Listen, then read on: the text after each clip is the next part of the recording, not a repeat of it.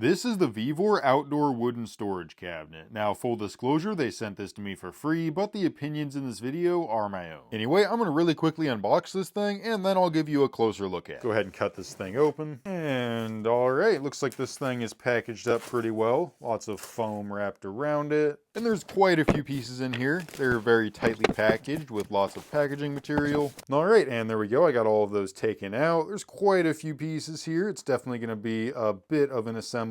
Looks like all these pieces are numbered, which is going to make it a bit easier. Of course, it also comes with an instruction manual. This is a pretty thick booklet here. It's got 27 pages. Here is all of the hardware, nicely packaged up. Looks like these bags are labeled as well. That's nice to see. But anyway, I'm going to go ahead and put this thing together, and then I will give you a closer look at it. Also, you will need a screw gun for the assembly. And as I'm assembling this, I want to point out that there's lots of dowels that will help you line everything up, as well as pre-drilled holes. Alright, and there we go. I just finished putting it together, and it took me about an hour and a half. I didn't find the assembly too difficult, but if you haven't built anything like this before, it might be a little challenging for you. And the instructions aren't perfect, but they worked for me. I will point out that my kit came with 8 of these nails, and the instructions don't even show that they're supposed to be included, so I have no idea what they're for. And mine also came with 4 extra of these 90-degree brackets. But anyway, I really like how this outdoor cabinet turned out. It looks really nice, so let's take a closer look at it. Alright, so they sell 2 different sizes of these storage cabinets, and this is the smaller one. It measures 55 inches by 24 inches by 67 inches, and it's made from cedar wood with this shiplap design. And the wood does also appear to have a very light stain on it. On the front, there's 2 large doors that open up to give you access to the whole cabinet. Then there's 3 of these sliding pin locks to hold the doors shut. They feel pretty cheap, but they work. But anyway, then opening this thing up, you can access the inside. And there's a decent bit of storage space in here. You get a few small shelves on the right side, then a nice tabletop, and then some larger storage space beneath and above it. And these bottom shelves are just kind of set in here, so you can easily remove them if you have something taller that you want to put in here. Of course, you can also remove these, but they are bolted together. Now, the inside of the cabinet measures 49 inches wide, 62 inches tall, and 19 inches deep. Also, the inside of the shed measures 49 inches wide, 19 inches deep, and 62 inches tall. Now, the shiplap panels on the doors and walls are only about a 1/4 inch thick, and then the sort of frame pieces are about 1 inch thick. So if you want to add hooks in here for hanging things, you can really only put them on the frame spots unless you want the screws to be poking through the outside. But anyway, on top of the shed, there's a slanted roof, and on top there's aluminum to better keep out the water. Now, because of the size of box this was shipped in, it did need to be 2 pieces for the roof, but you can see here they are connected together with an additional piece of wood, which should keep all of the water out. But as you can see here, the seam is connected together with an additional piece of wood, which should keep all of the water out. Now, as far as sturdiness, it's definitely not the most solid cabinet ever. It does rack side to side just a little bit, and then when the doors are open, it wobbles even more. And the floor is also 2 separate panels. They're connected together in the center here, but there's nothing that really spans all the way across, so there is a bit of flexing there as well. That being said, once you get a bit of weight on the bottom of the cabinet here, the twisting and shaking will be mostly eliminated.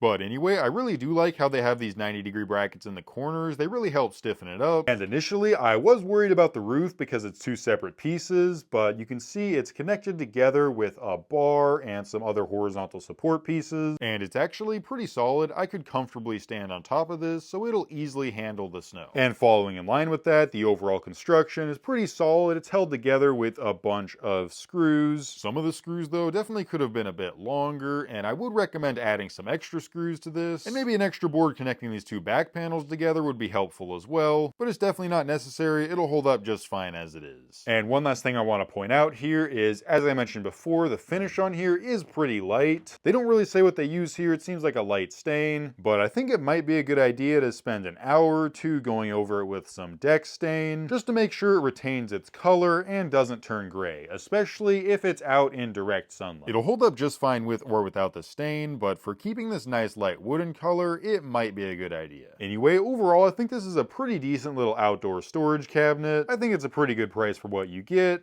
It's definitely not going to be as solid as if you built it out of 2x4s, but it has a pretty good amount of space, and once you get some weight in here, it'll be plenty solid enough.